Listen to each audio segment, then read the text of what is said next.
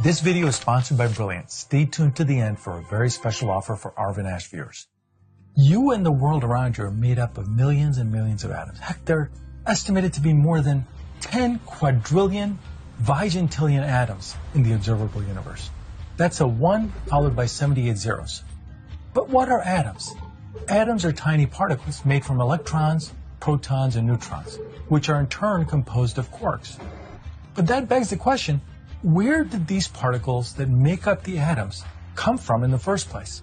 The short answer is the Big Bang. In the early universe, there was an immense amount of energy. Yada, yada, yada, the energy condensed, atoms formed.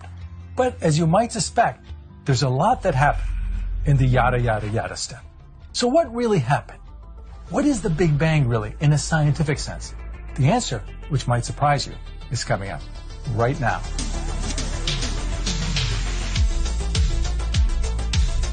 To understand what the Big Bang really is in a scientific way, we must take a closer look at what happened in the early universe. But to do that, we need to have some kind of a timeline. This means we need some place where the timeline starts. The truth of the matter is that while the Big Bang is often thought of as the theory explaining the beginning, it's actually not. We don't know anything concrete about when the universe actually started or whether it even did. The most we can do is use our best model of the universe, called the Standard Model of Cosmology, and use this to turn the clock back to get as close to the beginning of time as we can. But if we can do that, why can't we just turn the clock back to the very beginning at t equals 0?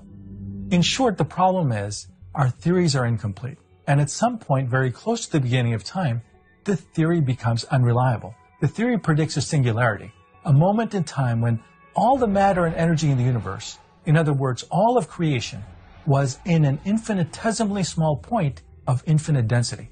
Most physicists believe that this is probably wrong.